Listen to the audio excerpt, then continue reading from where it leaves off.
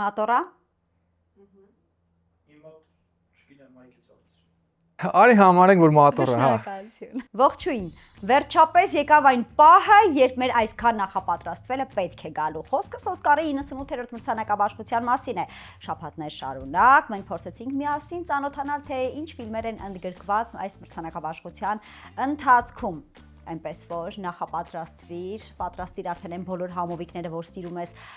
ուտել ֆիլմ դիտելիս, ցերեկը կարող ես քնել, որովհետև գիշերը միասին դիտելու ենք Օսկար 98-րդ մրցանակաբաշխությունը։ Բայց քանի որ այս հաղորդումը միայն Օսկարի մասին չէ, ես մեծ սիրով նախապատրաստել եմ քեզ համար այսօրվա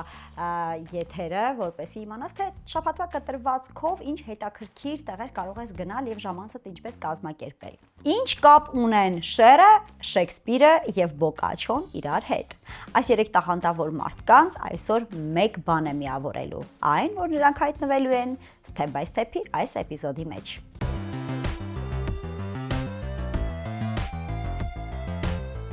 Ես երազում եմ մի անգամ քեզ տեսնեմ տեսախցիկից այն կողմ։ Խնդրում եմ, կարաս ինձ բացատրես, ինչի ես գալիս այդ բասկաթոռին նստում։ Հարմար է։ Հա, հասկացա։ Այ, տես, ասեցիր հարմար։ Այնտեղ նեղություն է, ստեղ լենություն է։ Հասկացա։ Ես սիրում եմ լենություն եւ հարմարավետություն։ Իսկ հետաքրքիր բաների մասին լսել սիրում ես։ Բացի թեման տեսնեմ, հետաքրքիր է։ Հայկական կինո։ Oh my god։ Իրոք ուզում ես դու դրա մասին խոսել։ Այ մենք խոսելու ենք ոչ թե Հայ ֆիլմ կինոստուդիայի ստեղծած ֆիլմերի մասին, այլ խոսելու ենք մեր ժամանակներում նկարահանված ֆիլմերի մասին։ Խոսքս կրկին փորձիր ֆիլմի մասին է։ Իմիջայլոց բավականին հետաքրքիր եւ տարբերվող սյուժեով ֆիլմ է ստացվել եւ բավականին հետաքրքիր վիզուալներ ունի այս ֆիլմը։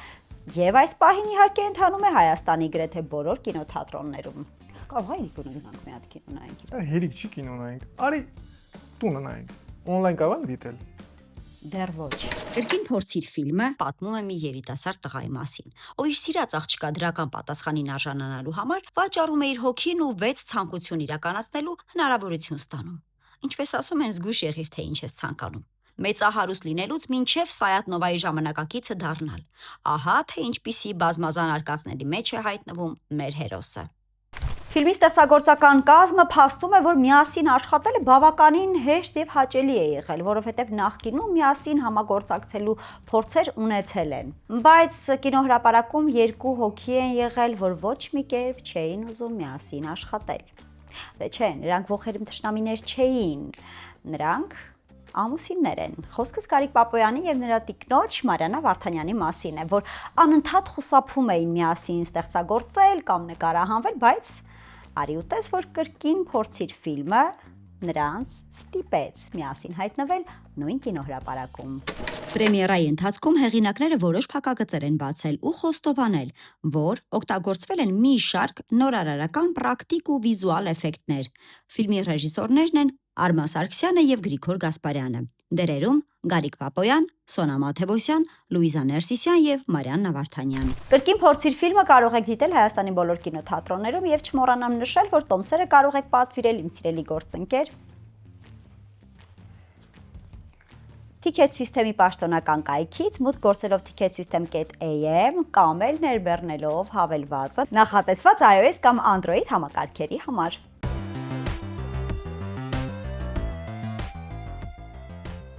Ամեն անգամ, երբ մենք խոսում ենք Օսկարի մասին, նաև այսպես փորձում ենք հիշել այն հայերին, ովքեր ինչ-որ մի կապ ունեցել են Օսկարի հետ։ Եվ իհարկե, այստեղ չեն կարողանում չհիշել մեր սիրելի Շերին, ով շատ շատերը գիտեն, որ նաև կինոկարիերա է ունեցել, ավելին 2 անգամ նոմինացվել է Օսկարի եւ նույնիսկ մեկ անգամ էլ հաղթել է։ Բայց արդեն բավական է խոսենք, որ Շերը Օսկար է ստացել, նոմինացված է եղել, ժամանակն է, որ նստենք եւ նայենք այն ֆիլմը, որի համար նա հենց ստացել է ոսկե արձանիկը։ 1987 թվականի Լուսնի իշխանությունը ֆիլմի գլխավոր հերոսուհին Լորետան Բրուկլինում ապրող սովորական հաշվապահ է։ Նրա առօրյան անցնում է մի քանի աշխատավայրում ֆինանսներ տնօրինելով եւ իր մեծ իտալացի ընտանիքի հետ տուն կիսելով։ Նա համարում է, որ իր բախտն առհասարակ քիչ է բերում։ Դրանով է բացատրում իր առաջին անհաջող ամուսնությունը։ Երբ անփույթ ու մոռացկոտ Ջոնին նրան ամուսնության առաջարկություն է անում, Լորետան համաձայնում է, որովհետև ընդունել է, որ ավելին չպիտի ձգտի։ Ջոնիի խնդրանքով Լորետան հանդիպում է նրա եղբոր Ռոնիի հետ, ու համոզում եղբոր հետ ունեցած տարիների վեճը մոռանալ ու գալ իրենց հարսանիքին։ Իրադարձությունները անսպասելի շրջադարձ են ունենում, երբ Լորետան նկատում է, որ Ռոնին իր եղբոր հակապատկերն է՝ բրուտալ, աշխատասեր ու բարդ։ Շերի համար կինոկարիերա սկսելը իրականում այնքան էլ հեշտ չէր։ Չնայած այն բանին, որ նա երաժշտության եւ հեռուստատեսության ոլորտում արդեն մեգա աստղ էր, բայց մարդիկ չէին հավատում նրա հաջողությանը կինոյում։ Ավելին ասեմ, Սիլքուդ ֆիլմի ցուցադրության ժամանակ, երբ տիտրերում ընթերցում էին նրա անունը, հանդիսատեսը նույնիսկ ծիծաղում էր։ Բայց արի ու տես, որ հենց այս ֆիլմով նա նոմինացվեց Օսկարի եւ 4 տարի հետո էլ վերադարձավ Օսկարը վերցնելու։ Լուսնի իշխանության հաջողությունը մի քանի գործոն է ապահովում։ Նախ, սցենարը շատ հնարամիտ է։ Հումորը ժամանակին բնորոշ ու սուր։ Զուգահեռ զարգանում է մի քանի սյուժետային գիծ, որ պտտվում է Լորետայի ընտանիքի շուրջ ու կապվում այն գաղափարի հետ, որ սիրելու միակ ձևը անկեղծ լինելն է։ Այս ֆիլմը ռոմանտիկ կատակերգության ժանրը կատարելագործում է, դրան տալով խորություն ու դրամատիզմ։ Բացի շերից ֆիլմն Օսկար է բերել նաև սցենարիստին եւ երկրորդ պլանի դերասանուհի Օլիմպիա Դյուկակիսին, ինչպես նաև համարվում է Նիկոլաս Քեյջի հաջողված դերակատարումներից մեկը։ Դու գիտես չէ, որ Օսկարի կարևոր բաղադրիչներից մեկը դա Կարմիր գորգն է։ Ով ինչ հագավ, ինչպես քայլեց գորգի վրայով, ինչ զարդեր էր կրում, ինչ կոշիկներ, ինչպիսի մեյքափ։ Օրինակ դու պատկերացնում ես քեզ Կարմիր գորգով ինչ կայքներ որ անցնելուց լինի։ Այ թույլ տեղերից Ում հետ։ Վստահաբար այն ֆիլմի ռեժիսորը, որ նկարած կլիներ Ինքը կարող է իր տիկնոջ հետ անցնում Կարմիր գորգով։ Դու ում հետ էր անցնելու։ Ես մենակ կանցնեի, ինչու պիտի պարտադիր ինչ-որ մեկի հետ անցնեմ։ Բանոր ասացիք ուզենս ռեժիսորի հետ անցնեմ, Դե ասացի դու էլ կին ունի, չէ։ Հա։ Բայց դե կին ունի, ո՞նց անցնեմ իր հետ։ Մինչև Օսկարը մենք դեռ ժամանակ ունենք, որ եւս մեկ ֆիլմ դիտենք։ Մենք դիտելու ենք մի ֆիլմ, որը պատմում է, թե ինչպես է ստեղծվել աշխարհի ամենահայտնի պիեսներից մեկը։ Խոսքս Համլետի մասին է։ Այն մարդիկ, ովքեր ուսումնասիրել են Շեքսպիրի կյանքը, գիտեն, որ նա ունեցել է որդի, ում անունը եղել է Համլետ։ Եվ ահա Համլետի մահից կարճ ժամանակ անց Շեքսպիրը գրում է ամենահայտնի պիեսներից մեկը՝ Համլետը։ Եվ այս ամենից ոգեշնչված Մեգի Օ'Ֆարելը գրում է Համլետ վեպը, որի հիման վրա էլ նկարահանվում է ֆիլմ։ Համլետ ֆիլմը պատմում է Վիլյամ Շեքսպիրի եւ նրա կնոջ Անյես Շեքսպիրի ծանոթության ու համատեղ կյանքի մասին։ Այն մեծամասամբ հիմնված է իրական փաստերի վրա։ Իսկ բաց տեղերը լրացված են գեղարվեստականությամբ։ Վիլյամն ու Անյեսը տարբեր աշխարհներից են, բայց դա նրանց չի խանգարում սիրահարվել ու ավանդույթներին դեմ գնալով ամուսնանալ, երբ կինն արդեն հղի էր նրանց առաջին երեխայով՝ Սյուզաննայով։ Դրանից հետո ծնվում են երկվորյակներ Համլետն ու Ջուդիթը։ Եվ կարճ ժամանակ անց ընտանիքը կորցնում է միակ որդուն դեռ երեխա հասակում։ Սա ֆիլմ է սիրո եւ կորստի մասին։ Ֆիլմի գլխավոր հերոսը երեխաների մայրն է։ Նրա անբացատրելի էությունը, վիշտը զբաղեցնում են ֆիլմի մեծ մասը։ Իսկ ֆինալը պատասխանում է այն հարցին, թե ինչպես է սեփական որդու կորուստը ոգեշնչել Շեքսպիրին գրել իր ամենաազդեցիկ գործը։ Գլխավոր դերերում Ջեսի Բաքլի եւ Փոլ Մեսկալ։ Ռեժիսոր Քլոյ Ժաոյի համար շատ կարևոր էր դերասանների համար հնարավորություն ստեղծել, որպեսզի նրանք կարողանան իմպրովիզացիա անել։ Չեմ ուզում սփոյլ անել, բայց ֆիլմում կա մի տեսարան, որտեղ երեխաները խաղում են Մակբեթի վհուկների տեսարանը։ Այս տեսարանը ռեժիսորը մտածել է հենց տեղում նկարանման հրապարակում եւ իհարկե խեղճ ռեկվիզիտին գցել է կրակը, որովհետեւ ռեկվիզիտը ընկել է ամբողջ կինոհրապարակով փնտրելու եւ գտնելու իրեր, որոնք համապատասխան կլինեն այդ տեսարանի համար։ Ժաոյի ձեռագիրն այս ֆիլմում շատ լավ է երևում։ Բնության գեղեցիկ կադրեր, երկարատև ու դադարներով լի տեսարաններ։ Ֆիլմի բեկումնային կետերում նա խուսափել է խոշոր պլաններից ու նախընտրել մեկ երկար ստատիկ կադրով ցույց տալ հերոսների էմոցիաները, ինչպես թատրոնում կինոդիտողին դարձնելով պասիվ հանդիսատես։ Ֆիլմը նոմինացված է 8 Օսկարի։ Չգիտեմ 7 Օսկարները ում կգնան, բայց գլխավոր դերասանուհու մրցանակը կարծես թե իր տիրոջը արդեն իսկ գտել է, եթե իհարկե նայենք այս սեզոնի մյուս մրցանակաբաշխություններին։ Խոսքս գլխավոր դերասանուհու Ջեսի Բաքլերի մասին է, բայց իհարկե սա իմ կանխատեսումներն են, տեսնենք ինչ կլինի այս գիշեր։ Ոսկե առյուծ, Deutschland։ ոսկե արմավ, Կանի փառատոն։ Այո։ ոսկե ազնվամորու մասին լսել ես։ Քեզանից ես եկել ասեմ։ Իմիջայլոց ասեմ։ Շատ հետաքրքիր մրցանակաբաշխություն է։ Նայ, աշխարհում շատ բազմաթիվ լավ ֆիլմեր են նկարահանվում, որոնք նոմինացվում են տարբեր ֆիլմերի եւ տարբեր մրցանակներ են ստանում նոմինանտները։ Բայց կա մի փառատոն, որտեղ ներկայացվում են վատ ֆիլմերը։ Եվ խոսքս ոսկե ազնվամորու մասին է, պատկերացնում ես։ Վստահ եմ հայկական ֆիլմերը այնտեղ լիքը տեղ կունենային։ Ոսկե ազնվամորին ամենամյա մրցանակաբաշխություն է, որում հավակնում ու հաղթում են քննադատների ու հանրության կողմից վատ արձագանք ստացած ֆիլմերը։ Անվանակարգերի ցանկում են վատագույն ֆիլմ, վատագույն ռեժիսոր, սցենար եւ այլն։ Հիմնադիրներն ասում են, որ իրենց նպատակն է իրենց գործընկերներին հիշեցնել, որ երբեմն նրանք են սխալներ թույլ տալիս։ Սա մի անլուրջ միջոցառում է, որ ավանդույթ է դարձել 1980 թվականից։ Դրանից հետո ամեն տարի մի խումբ կինոմաններ ու կինոգործիչներ կազմում են տարվա վատագույնների ցանկն ու քվեարկում։ Արարողություն հաճախ չի լինում, բայց եթե լինում է, հավակնորդները դրան չեն մասնակցում։ Բացառություններից են եղել Հոլի Բերին, ով մրցանակաբաշխությանը ներկայացել էր մի քանի տարի առաջ, ստացած Օսկարը ձեռքին, եւ Սանդրա Բուլոքը, ով 2010 թվականին անձամբ եկել էր ոսկե ազնվամորին ստանալու։ Իսկ անմիջապես հաջորդ օրը հոտ ընկայս ծափերի ներքո ստանալու իր առաջին Օսկարը։ Հայկի Միչայլոց գիտես, աշխարհում ամենաշատ ոսկե ազնվամորի որ ֆիլմն է ստացել։ Չէ։ 9 ոսկե ազնվամորի պատկերացնում Way ես։ cool։ Մեկերից այդ հետաքրքիր է, օրինակ որ ստանում են այդ մրցանակը ուրախանում են։ Իսո պետքա իրանց վրա աշխատեն, որ չստանան երբևէ դրանց։ Մրցանակ, 9 մրցանակ։ Խոսքս այսքան տարբեր երկվորյակներ ֆիլմի մասին է, որ այս պահին մեր մոնիտորին գնում է։ Որը որ ես ստանել չեմ կարող։ Դե դրա համար է մրցանակ ստացել։ Նկարահանումն ես լեգություններ։ Հա, կներեք, լավ։ Սկսենք։ Հա, բայց հայտնի ինչ է անում, դե պրոստը նկարահանում։ Ես չգիտեմ խի աստեղ նստած։ Արա դե սպանենք, մի հատ նստում են բասկաթորեն ուղարկում են գործ անելու։ Սոնա ռեկերը սախ ռեկ տա ստոպ կտաս հետո հավաքես կետաս։ Չէ, երեխեք, ես այս պայմաններով չեմ կարա, սա հաղորդում չի, նկարանում չի, չգիտեմ, ֆարս է, միլնե օպերա է, ինչ է։ Հատ լիցքա թափվի, քեզ բան եմ ասում, շատ կարևոր բան։ Ուրեմն այս քաղաքում ներկայացումներ կան։ Հա։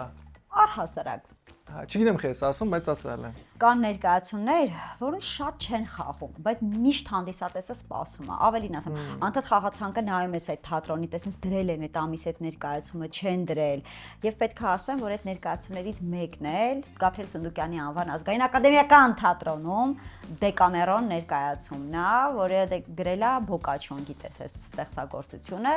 եւ մի քանի անգամ խաղացել են ներկայացումը, ներկայացման հեղինակը Լիլիա Էլբակյանն է, եւ հետաքրքիր պատմություն ա ունեցել, որտեղ ներկայացումը մեկ խաղում էին դրսում, հետո խաղացին բեմում, հետո black box-ում, մի խոսքով մի քանի տեղ խաղացել են։ Ճիշտ է, Լիլին ասում է, որ շատ սիրում էր, երբ որ հենց Բաքում էին խաղում, բայց ես ամսի 19-ին գնալու եմ եւ տեսնեմ ներկայացման այս տարվա առաջին ներկայացումը, ինքս բաց եմ թողել, ոչ մի անգամ չեմ նայել։ Էնպես որ, եթե դուք եք բաց թողել այս ներկայացումը, ապա մարտի 19-ին Գաբրիել Սնդուկյանի անվան ազգային ակադեմիական թատրոնում բաց չթողնեք Դեկամերոն ներկայացումը։ Կողոտ գնան։ Հա։ Ժանտախտի տարիներին մի խումբ աղջիկներ փախչում են աղետից ու գիշերն անց են կացնում իրար պատմություններ պատմելով։ Տարբեր ճանապարհ անցած հերոսուհիների պատմությունները կապող թելը սերն է ու այն արտահայտելու տարբեր ձևերը։ Դերերում Մարիամ Դավթյան, Արաքսիա Մելիքյան, Ռուզաննա Հախնազարյան, Մարիամ Շահինյան, Ծովինար Մարտիրոսյան, Լիլիա Էլբակյան եւ այլք։ Ներկայացումը տեղի կունենա մարտի 19-ին Սունդուկյանի անվան ազգային ակադեմիական թատրոնում։ Հաջորդ շաբաթ թատրոններում մեր կանայք խոսելու են ոչ միայն սիրո մասին, այլ նաև խոսելու են պատերազմի մասին, բայց այս անգամ մի շատ նուրբ, էլեգանտ եւ էքսպերիմենտալ ներկայացման միջոցով։ Ես անուն չունեմ, ներկայացումը կամերային թատրոնի խաղացանկում ունիկալ է։ Դրամատուրգ Անուշ Ասլիբեկյանը գրել է պիես Սոնավանի 5 ժողովածուների բանաստեղծությունները հավաքելով մի ընդհանուր թեմատիկ առանցքի շուրջ՝ կինն ընդդեմ պատերազմի։ Դերասանուհի Քեթրին Մանասյանը մարմնավորում է կնոջ հապաղական կերպար։ Կորուստը, անզորությունը, բարկությունը բոլորը միասին ստեղծում են մոտիվացիա պայքարել մի երևույթի դեմ, որ նախընտրում է իրեն անտեսել եւ ոչնչացնել այն կյանքը, որին ինքը ծնունդ է տվել։ Բեմադրիչ Լուսինե Երնջակյանը ստեղծել է մինիմալիստական, անմիջական միջավայր, քանի որ հանդիսատեսը դերասանուհու հետ բեմին է, շատ քիչ հեռավորության վրա։ Երաժշտության հեղինակն է Վահան Արծրունին։ Ներկայացումը տեղի կունենա մարտի 17-ին Կամերային թատրոնում։ Սիրում ես, որ ներկայացումից հետո կամ առաջ լինում է գինու հյուրասիրություն։ Այո։ Առաջ թե հետո։ Առաջ էլ հետո էլ։ Ուրիշ։ Այ, ես շատ սիրում եմ, որ սկզբում է լինում, բայց քանի որ մեզ մոտ դեռ այդ մշակույթը չկա, որ մարդիկ մի կես ժամ 40 րոպե շուտ գնան ներկայացման, ավելին մի կես ժամ 40 րոպե ուշ են գրում։ Դրա համար այդ ներկայացումից առաջ գինու խմելու մշակույթը դեռ չի ձևավորվում, բայց այս ներկայացումից հետո լինելու է գինու հյուրասիրություն։ Եվ ես վստահ եմ, այն մարդիկ, ովքեր դիտելու են ներկայացումը, ներկա են լինելու նաև գինու հյուրասիրությանը, հետո նաև ցանկություն են ունենալու երկար զբոսնելու Երևանում, որովհետև խորհելու շատ բան են ունենալու։ Ուղղակի պետք է շտապել եւ տոմսերը շուտ ձեռք բերել, որովհետեւ շատ արագ սպառվում է, չնայած ես վստահ եմ, որ անպայման էլի կրկին կխաղանն այս ներկայացումը։ Բայց քանի որ սկսեցի խոսել ունիկալ ներկայացումների մասին, ես ուզում եմ շարքը շարունակել եւ պատմել ձեզ մեկ այլ ներկայացման մասին։ Ինչ կասես։ Համաձայն, արի։ Նռնենին իրական պատմության վրա է հիմնված։ Որպես բացօթյա ներկայացում հայտնի դարձած միջոցառումը մարտի վերջին շրջագայելու է մարզերում։ Պատմության կենտրոնական հերոսը 80-ականների Հայաստանի գյուղերից մեկում ապրող ուսուցչուհի է, որի համար մյուս բնակիչները փորձում են զուգն կեր ճարել, ու դրանից առաջանում են բազմաթիվ զվարճալի ու նոստալգիա առաջացնող իրավիճակներ։ Հեղինակ եւ բեմադրիչ Տիգրան Գյուլումյանն ասում է, որ այն շոշափում է ընտանիքի արժևորման, չկատարված երազանքների եւ սիրելիների համար քեզ երբեմն զոհաբերելու թեմաները։ Դերերում Ագնեսա Շահնազարյան, Արծրուն Հովհաննիսյան եւ Հայաստանի Հանրապետության վաստակավոր արտիստներ Ջուլիա Ստեփանյան, Լուիզ Աղամբարյան։ Ներկայացումը շրջելու է մարտի 20-ից 24 ընկած հատվածում, լինելու է Գորիսում, Գյումրիում, այլ քաղաքներում, այնպես որ ձեռքը ձեռքերակին պահիր, այցելիր անպայման թիքետ սիստեմի պաշտոնական կայք, որպեսզի տեսնես, թե որտեղ կարող ես դիտել ներկայացումը, նաև կարող ես իհարկե ներբեռնել հավելվածը iOS եւ Android համակարգերի համար նախատեսված թիքետ սիստեմը միշտ շատ լավ որոշում է, որովհետեւ ընդամենը մի քանի հպում եւ ունենում ես տոմսերը հեռախոսիդ մեջ։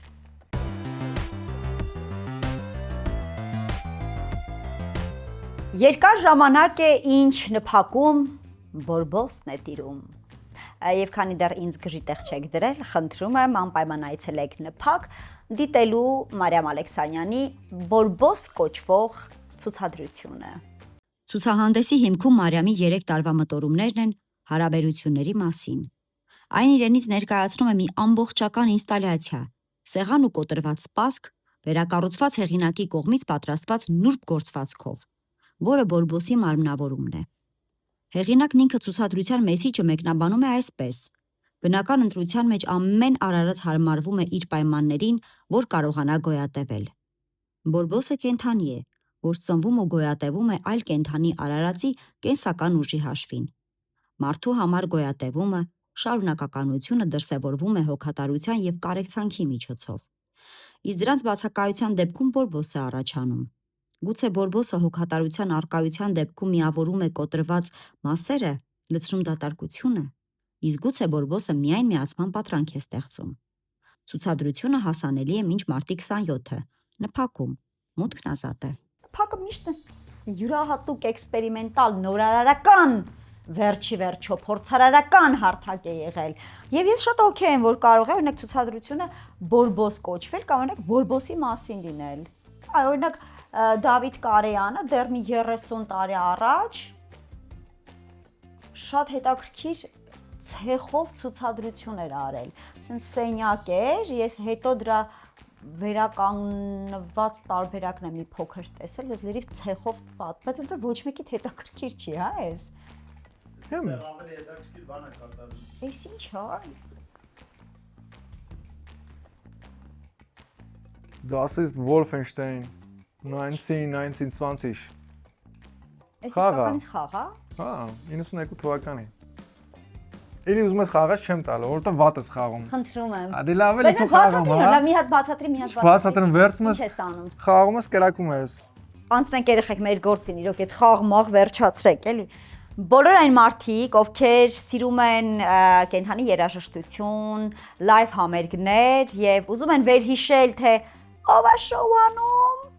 տենց է ինչ է ասում, ով է շոուանում, կամ չեմ տեսնում ձեր ձեռքերը։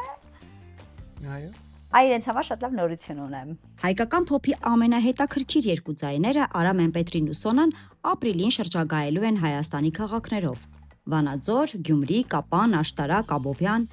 երկու սիրված արտիստ միևնույն վայրում, իրենց հին ու նոր հիթերով, կենթանի կատարմամբ։ Համերգը խոստանում է լինել վառ էմոցիաներով ու անակնկալներով լի։ Շրջագայությունը սկսվելու է ապրիլի 11-ից։ Դե իսկ ես չեմ զլանա եւ կհիշեցնեմ, որ համերգի մանրամասներին եւ ժամանակացույցին ծանոթանալու համար կարող եք մուտք գործել Ticket System-ի պաշտոնական վեբկայք։ Դե հերթը հասավ այն պահին, երբ պետք է ձեզ գիրք խորհուրդ տամ այս շաբաթվա համար, որպեսզի ձեր որակյալ ժամանցը ամբողջական լինի։ Հիմա խոսելու եմ մի գրքի մասին, որը եթե երբևէ ձեռքդ ես վերցրել եւ առաջին մի քանի էջը թերթել ես, վստահաբար սկզբում մտածել ես, որ կամ խմբագիրը շատ ծեր է եղել, կամ առհասարակ խմբագիր չեն ունեցել, կամ աշխատանքից ազատել են, կամ էլ գրողը գրող չի։ Այո, դու ճիշտ գուշակեցիր։ Խոսքս Դանիել Քիզի «Ծաղիկներ Էլջերնոնի» համար ստեղծագործության մասին է։ Գիրքը պատմում է ինտելեկտի բարելավման գիտական էքսպերիմենտի մասին, որի ենթական դառնում են նախ Մկնիկ Էլջերնոնը, իսկ հետո 37-ամյա Չարլին, մտավոր հաշմանդամություն ունեցող մի տղամարդ, ով աշխարհը տեսնում է երեխայի աչքերով։ Վեպը գրված է օրագրության ձևով։ Չարլին առաջին դեմքով կիսվում է իր մտքերով ու զգացողություններով։ Նա սկզբում գրում է տառասխալներով, շարադրում պարզ մտքեր։ Էքսպերիմենտի էֆեկտիվության շնորհիվ նրա ինտելեկտի մակարդակը բարձրանում է ու նա մի շարք բացահայտումներ է անում իր կյանքի, իրեն շրջապատող մարդկանց մասին։ Սակայն երբ Չարլիի բանականությունը հասնում է պիկին, Էլջերնոնինը սկսում է նվազել։ Չարլին գիտակցում է, որ իրեն նույն ճակատագիրն է սպասվում։ Վերադառնալ հին կյանքին առանց կարողանալու դա գիտակցել։ Ես գնամ էլի։ Մնա։ Ես քեզ շատ կարևոր բան եմ ասելու հիմա։ Այս այն եզակի գրքերից է, որը երկու տարբերակ ունի։ Առաջինը Դանիել Քիզը գրել եւ հրապարակել է 1959 թվականին, ավելի ճիշտ գիտես սաղմնագիրքն է եղել։ Իսկ ահա 1966 թվականին արդեն վեպի է վերածել գիրքը։ Շատ տարբեր կարծիքներ կան այս հարցի շուրջ, որտեղ մարդիկ կան, որ ասում են սաղմնագիրքն ավելի լավն է, մարդիկ կան, որ ասում են վեպն է ավելի լավը, այնպես որ կարելի է երկուսն էլ ընթերցել։ Եվ ասեմ, որ գիրքը ընթերցելիս շատ հուզումնառատ պահեր ես ունենում։ Մարդկային շատ հետաքրքիր ապրումներ ես ունեն, ուզում ես ապրումակցել հերոսին եւ իհարկե հուզվում ես։ Ավելին ասեմ, ոչ թե հուզվում ես, նույնիսկ ես կասեի լաց ես լինում գիրքը ընթերցելիս։ Այնպես որ եթե չես կարդացել, գոնե սաղմնագիրքը կարդա։ Հաստատ մի շաբաթում կվերջացնես ու մյուս շաբաթ քեզ նոր գիրք խորհուրդ կտամ։ Դիլ։ Դիլ։ Ուրա։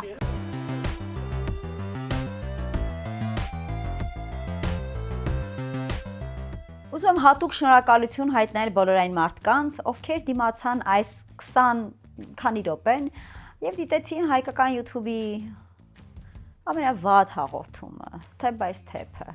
Հուսամ դուք չտանջվեցիք դիտելիս այնքան, ինչքան տանջվել էի ես նկարահանումների ընթացքում, դիմակայելով մի ամբողջ թիմի։ Խոսքս Unio Production-ի մասին է։ Դե ինչ, կհանդիպենք հաջորդ կիրակի։ Իսկ դուք այնուամենայնիվ դիտեք այս շաբաթվա հաղորդումը եւ խորհուրդ տվեք ձեր մտերիմներին, որ ունենաք որակյալ ժամանց, որովհետեւ գոնե որակյալ ժամանցի համար հստակ ժամանակացույց տալիս ենք ձեզ։ Ես այս խաղը գիտեմ, անկեղծ եմ ասում, գիտեմ, խնդրում եմ, կտաս խաղամ։ Ես այս խաղը ոչ ժամանակ։ Ես այսօր քեզ ես նեղացած եմ, ոչ մի Շատ եմ։ joystick Hermine Stephen։ Շատ եմ